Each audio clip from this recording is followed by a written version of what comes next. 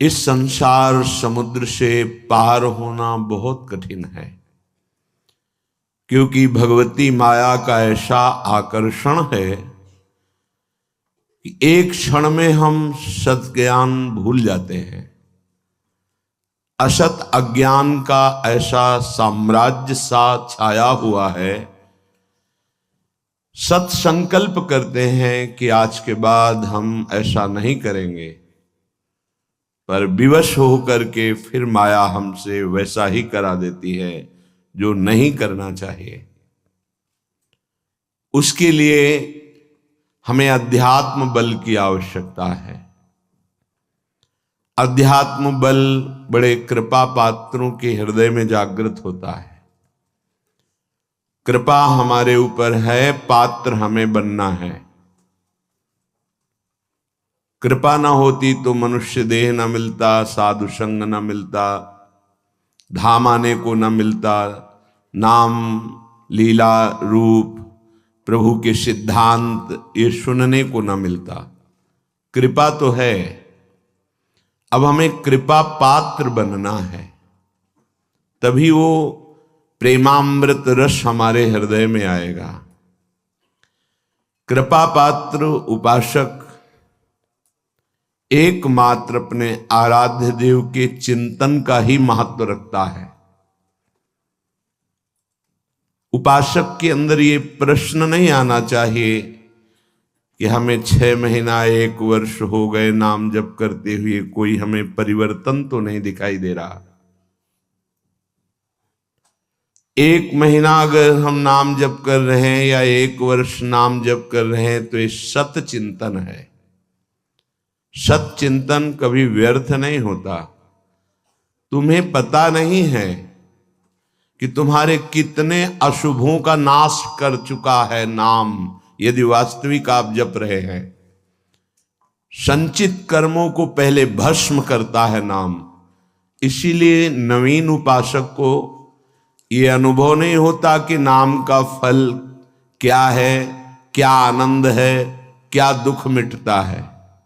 इसलिए प्रार्थना है आप अपने अज्ञान के कारण कहीं नाम जपना ना छोड़ दे कि जब से नाम शुरू किया हमें कोई लाभ नहीं दिखाई दे रहा, हमें नौकरी नहीं मिल रही, हमारा काम नहीं बन रहा, हमारे दुख नहीं मिट रहे और दुख बढ़ रहे हैं।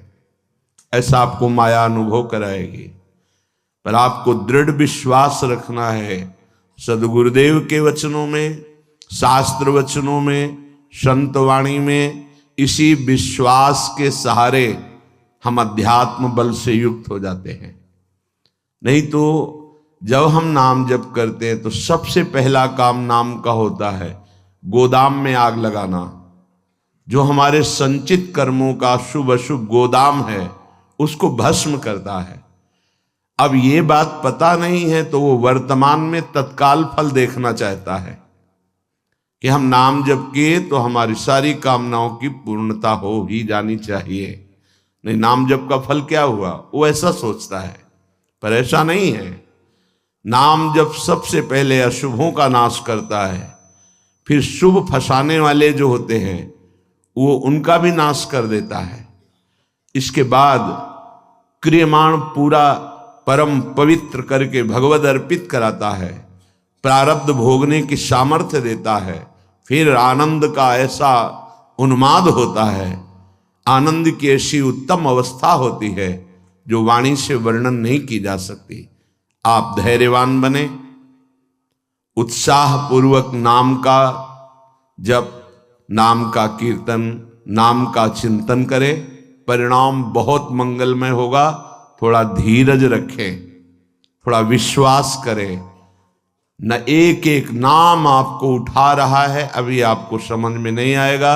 जब आपके पाप नष्ट हो जाएंगे, हृदय निर्मल होने लगेगा, तब आपको समझ में आएगा।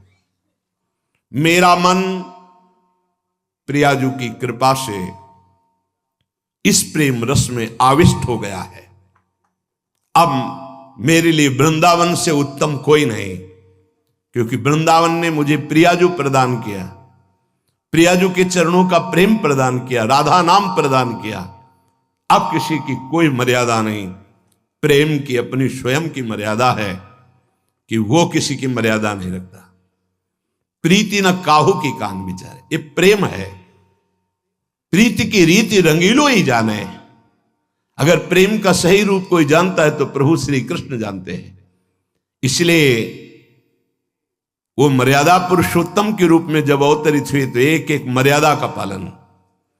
और जब लीला पुरुषोत्तम प्रेमावतार श्री कृष्णचंद्र जी, तो महाराज की लीलाओं को समझना सदगुरु की चरण शरण में बैठकर ही हो सकता है। जो रसिक हैं, जो लाडली लाल के रस में डूबे हुए रसिक सदगुरुदेव हैं, उनके चरणों के समीप बैठकर ही इनकी लीला समझ सकते हैं। नहीं, इनकी लीला बड़े बड़े मुनियों के लिए भी अगोचर ही है। न देवैर ब्रह्मादेर न खलु हरि भक्तेर न सुहृदा, ये स्वयं बाके हैं, इनकी लीला भी बाकी है। ये बाके की बाकी लीला को जिसका कहीं कुछ बाकी नहीं रह गया वही समझ सकता है। कोई भी चाह, कोई भी लालसा यदि बाकी है तो बाके की लीला को नहीं समझ सकता। जिसका हृदय समस्त कामनाओं से, इच्छाओं से रहित हो चुका है और प्रेम रस का रसिक हो गया है, वो इनकी लीलाओं को जानता है। श्रीपाद कह रहे, ये मैंने इसलिए कहा कि मेरा मन श्यामा श्याम के प्रेम में अब प्रवेश कर गया है और ये प्रेम पंचम पुरुषार्थ है। तो उपासक को बड़ी कृपा यदि वृंदावन धाम आने को मिले, आश्रय मिले, वास करने को मिले, उसमें विशिष्ट कृपा के सत्संग मिल जाए। सत्संग से हमारे समस्त संशयों का नाश हो जाता है और हृदय दृढ़ हो जाता है कि अब मैं मुक्त होना चाहता हूं। जीवन मुक्त महापुरुष ही प्रेम में प्रवेश होता है, ध्यान रखना।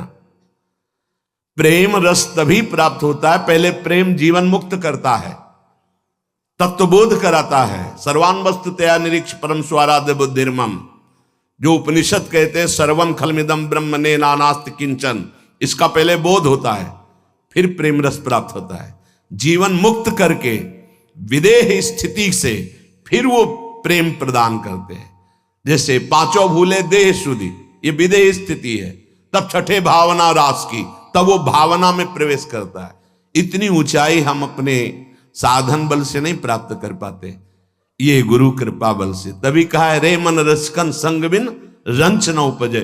एक साधारण बिना साधन जानने वाले को भी प्रिया जो मिल गए। क्यों? क्योंकि सीधे रसिक कृपा और आसक्ति मेरी लाडली मेरी प्रिया जो, वो दुनिया के शास्त्रों का परिचय नहीं जानता, सिद्धांतों का परिचय नहीं जानता, बस उसके हृदय में एक बात बैठ गई, मेरी प्रियाजू, मेरी स्वामिनी, मेरी प्राण प्रिय सखी लाडली जू, बात बन गई। ये जन्म बंधन से, कर्म बंधन से मुक्त होना बहुत कठिन विषय, बहुत कठिन। जब शास्त्रों का स्वाध्याय करो तब पता चलता है। तभी कहते हैं भगवत प्राप्ति अत्यंत कठिन, पर वो गलत शब्द है। भगवत प्राप्ति अत्यंत सरल। संसार का राग, शरीर का राग छोड़ पाना बड़ा कठिन। इसीलिए परिणाम को वो कठिन बोल देते हैं। परिणाम को कठिन बोलने से घाटा हो जाएगा, हम डर जाएंगे कि हम भगवत प्राप्ति नहीं कर पाएंगे। हमें उत्साह रखना है कि भगवत प्राप्ति बहुत सरल है। कठिन है शरीर संसार का राग छोड़ना, और इसकी जिम्मेवारी है गुरुदेव की। बस आप उनके कथनानुसार चले तो शरीर और संसार के राग का नाश हो जाएगा। परमार्थ का स्वरूप कल के सत्संग में वर्णन किया गया कि उपासक चाहे वो गृहस्थ हो या विरक्त, यदि इस मार्ग में उन्नति प्राप्त करना चाहता है तो किसी के स्वभाव या कर्म की ना तो प्रशंसा करे और ना निंदा करे। क्यों? जब वो गलत कर रहा है तो निंदा क्यों ना करें? तुम क्रिया को देख रहे हो लेकिन पावर को नहीं देख रहे। पावर गोविंद है उसमें, सामर्थ्य गोविंद है उसमें। उपासक उपास्य देव को देखता है, क्रियाओं को नहीं देखता। बोले नहीं, बहुत गंदा आदमी, उससे हम भगवान कैसे मान सकते हैं?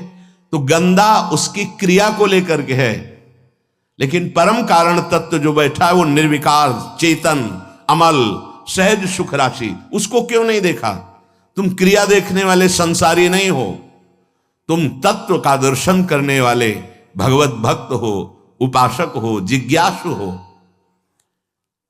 जैसे है हम छाया को देखकर, कल ध्यान कीजिए सत्संग का, छाया को देखकर भ्रम हो जाता है कोई है क्या, ठूंठ को देखकर भ्रम हो जाता है भूत है क्या, रस्सी या टायर को देखकर हमें भ्रम हो जाता है ये सर्प है क्या, पर वहां कुछ नहीं होता। वो ठूंठ है, वो रस्सी है, वो आपकी छाया है। ठीक ऐसे ही पूरे संसार में आपके सिवा कुछ नहीं है। सच्ची माने आपको भ्रम होगा, कैसे ऐसे हो सकता है? जैसे स्वप्न में आपके मन के सिवा कुछ नहीं था, तो उसमें दुश्मन भी थे, मित्र भी थे, भोग भी था, ना जाने क्या क्या था, पर जब जगे तभी वो झूठा समझ में आया ना। स्वप्न में तो आपको सब सत्य लग रहा था, ऐसे ही अज्ञान से युक्त होने के कारण आपको ये नानात्व तो सत्य लग रहा है। स्त्री पुरुष, अच्छा बुरा, नीच उत्तम मध्यम, ये आपको लग रहा है। श्री भगवान कह रहे हैं बहुत गूढ़ प्रसंग है। अगर आज का प्रसंग समझ लेंगे तो प्रियाजू के चरणों में लिपट जाएंगे कि मेरे बस की बात नहीं। ध्यान से सुनिएगा। आत्मैव तदिदं विश्वम सृज्यते सृजति प्रभु। बहुत सुंदर विषय। भगवान ने अपने आप से अपने आप का सृजन किया है, दूसरा कुछ नहीं। आत्मैव तदिदं विश्वम सृज्यते सृजति प्रभु त्रायते त्राति विश्वात्मा ह्रियते हरितीश्वरः। उसने अपने आप से अपने आप को बनाया। त्रायते त्राति विश्वात्मा ह्रियते हरितीश्वरः, और अपने आप से अपने आप की रक्षा की, पालन किया।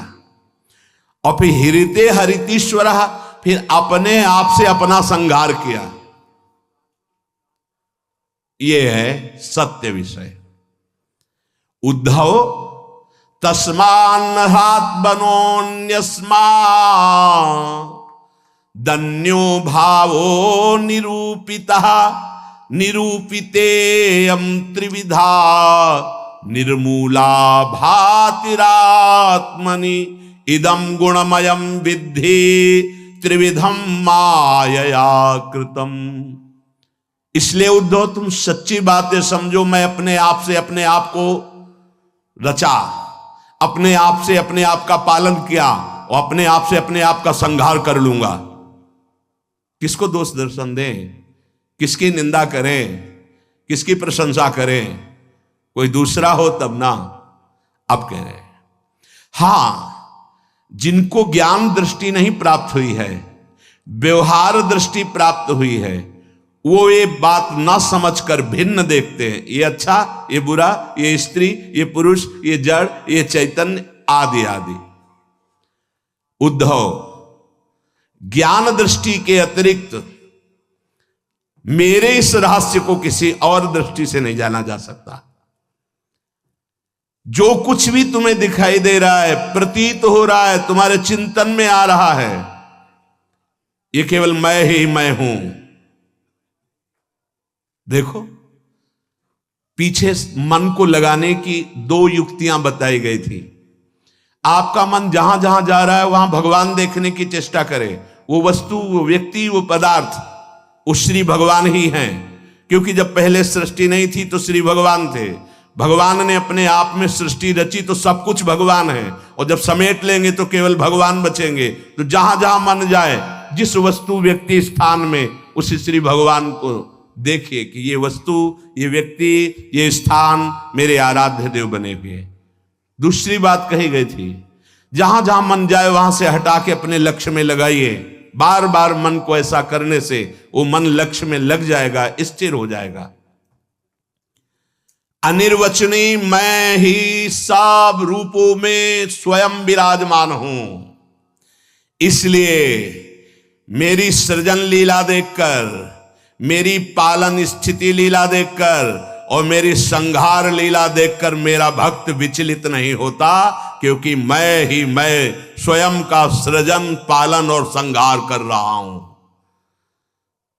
ये जो तीन प्रतीतियां हो रही, सृजन, पालन, संहार, अध्यात्म, अधिदैव, अधिभूत, ये बिल्कुल निर्मूल हैं। जैसे माया, जैसे स्वप्न में कुछ नहीं था, वैसे ही माया के द्वारा कुछ नहीं है।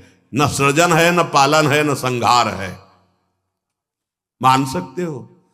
मलिन अंतःकरण अज्ञान की स्थिति में कैसे मान पाओगे? ना होने पर यह प्रतीत हो रहा है। कैसे? ये तीन गुणों के प्रकाश से, सतोगुण, रजोगुण, तमोगुण के प्रभाव से दृष्टा, दर्शन, दृश्य, ये त्रिविधता पैदा हो गई। ऐसी त्रिविधता को मिटाने के लिए हमें मानव जन्म मिला है, साधना मिली, किसी और को पाने के लिए नहीं, अपने आप को जानने के लिए। एतद् विद्वान मदुदितम ज्ञान विज्ञान नैपुणम न निन्दन्ति न च स्तौति लोके चरति सूर्यवत्। जो मेरे इस परमार्थ सिद्धांत को जान जाता है, वो ज्ञान विज्ञान में उत्तम स्थिति को प्राप्त हुआ महात्मा ना कभी किसी की प्रशंसा करता है, ना किसी की निंदा करता है। वो सूर्य के समान पूरे त्रिभुवन में समभाव से विचरता है। प्रत्यक्षेणानुमानेन निगमेनात्म संविदा आद्यंतवद सज ज्ञात्वा निसंगो विचरेदिह। इसलिए मेरा भक्त प्रत्यक्ष से, अनुमान से, शास्त्र से, आत्मानुभूति से, महापुरुषों से वो ये जान चुका है कि ये माया का त्रिविध खेल चल रहा है, सतोगुणी, रजोगुणी, तमोगुणी, पालन, सृजन, संहार। इसलिए वो सबसे असंग हो जाता है। ये स्थूल सूक्ष्म कारण तीनों लोग असंग होकर के वो अपने आप में तृप्त रहता है। धन्य है ऐसा महापुरुष जो अपने आप में तृप्त रहता है, वो असंग भाव से विचरता है। उद्धव जी को एक प्रश्न यहां परेशान करने लगा मन में कि आत्मा अविनाशी चैतन्य घन, शरीर जड़ नाशवान, फिर ये जन्म किसका होता है, फिर मरण किसका होता है? प्रश्न कर बैठे। बहुत सुंदर प्रश्न है और बहुत सुंदर उत्तर है। यदि आप समझ पाए तो आप प्रियाजू के चरणों में भाग पड़ेंगे, क्योंकि आपकी समझ के परे की बात है। कि लाडली जो मेरी तो कुछ समझ में नहीं आया, बस मैं तो यही कह रहा हूं, हमारी महारानी श्री राधा रानी। इसलिए थोड़ा धूप का ताप लगे ना तो वृक्ष की छाया अच्छी लगती है। देखो, संसार से मुक्त होने के लिए ये बहुत जोर का प्रश्न है। उद्धव जी ने कहा, नैवात्मनो न देहस्य संसृतिर्दृष्ट दृश्ययो अनात्मस्व दृशोरीस कस्य स्युदुपलभ्यते। प्रभु, ये चर्चा आपको मिलेगी नहीं प्राय, क्योंकि कथन और श्रवण के लिए स्थान की भी जरूरत होती है। तो यह श्रीधाम वृंदावन, और यहां व्यक्त अव्यक्त बड़े बड़े महापुरुष पधारे हुए हैं। तुम्हारी दृष्टि नहीं है तो तुम्हें व्यक्ति समझ में आएगा। जहां भगवत शास्त्रों का सत्संग होता है, वहां सनक सनंदन सनातन सनत कुमार श्री हनुमान जी महाराज, बड़े बड़े महाभागवत पधारते हैं, और उन्हीं के सानिध्य से समझ में आ सकता है। ये विशुद्ध भागवत परमार्थ मार्ग है। उद्धव जी ने पूछा कि भगवान, ये जो आत्मा है ये दृष्टा है, और शरीर जो है ये दृश्य है। आत्मा स्वयं प्रकाश है और देह जड़ है। ऐसी स्थिति में ये जन्म मरण किसका होता है?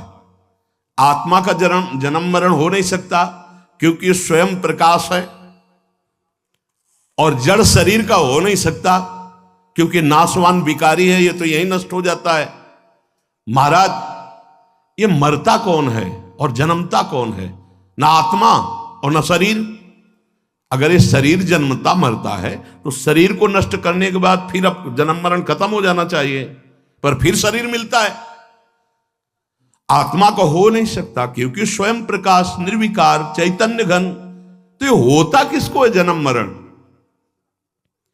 इसका होना उपलब्ध है कि होता है जन्म मरण, तभी होता किससे है भगवान? हे जगत गुरु, आप हमारे संशय की निवृत्ति करें। आत्मा व्ययो गुण शुद्धा स्वयं ज्योतिरनावृता अग्निवद्दारुवच्चिदेहा कस्य संस्कृति। नाथ, आपकी कृपा से इतना तो पता चला है कि आत्म तत्व अविनाशी है, प्राकृत अप्राकृत गुणों से रहित है, शुद्ध स्वयं प्रकाश है, कोई भी आवरण उसे ढक नहीं सकता। शरीर विनाशी है, साकार है, अशुद्ध है, आत्मा से प्रकाशित है और आवृत है माया के गुणों से। प्रभु, आत्मा तेज स्वरूप प्रकाशवान, शरीर काठ की तरह अचेतन, फिर ये जन्म मृत्यु संसार किसको प्राप्त होता है? कौन है जो बार बार जन्मता है मरता है? श्री भगवान वाच यावद्देहेन्द्री प्राणै रात्मनः सन्निकर्षणम संसारा फलवास्तावद पार्थो अविवेकिनः। भगवान श्री कृष्ण ने कहा, प्रिय उद्धव, बहुत तुमने विशुद्ध परमार्थ के स्वरूप का प्रश्न किया है। यद्यपि इस संसार का ज्ञान में कोई अस्तित्व नहीं है, अज्ञान के कारण यह भास रहा है, पर ध्यान देने योग्य बात, जब तक ये देह का अभिमानी है, मैं स्त्री मैं पुरुष, मैं ये देख रहा हूं, मैं खा रहा हूं, मैं बोल रहा हूं, इंद्रियों का अभिमानी है, प्राणों का अभिमानी है, तब तक आत्मस्वरूप जो निर्विकार सच्चिदानंदमय है, इस भ्रांति के कारण बार बार जन्म और मरण को प्राप्त होता रहता है। यद्यपि ना उसका कभी जन्म होता है ना मरण होता है, फिर भी भ्रांति, ये भ्रांति स्वप्न की तरह है। अर्थे हृद्यमाने पी संस्कृतिर न निवर्तते ध्यायतो विषयानस्य स्वप्ने नर्थागमो यथा। जब तक इसको ये भान रहता है कि मैं स्त्री हूं, मैं पुरुष हूं, मैं अपनी इंद्रियों से भोग रहा हूं, मैं ये भोगा हूं, ये भोगूंगा, ये उसकी भ्रांति ऐसे है जैसे स्वप्न में। और स्वप्न में प्राप्त हुआ सुख दुख जब तक जागता नहीं तब तक सत्य भासता है।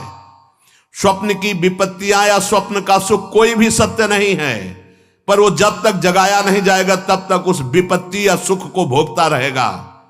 ऐसे ही बिल्कुल न जन्म है न मरण है, आत्म तत्व निर्विकार, शरीर भ्रमात्मक त्रिगुणात्मिका माया से रचा हुआ। पर जो साधक, जो मनुष्य अपने को स्त्री या पुरुष मानकर और विषय भोगों का चिंतन करता रहता है, वो अज्ञानी स्वप्नवत भोगों में फंसा हुआ जन्म मरण रूपी संसार से कभी निवृत्त नहीं हो सकता।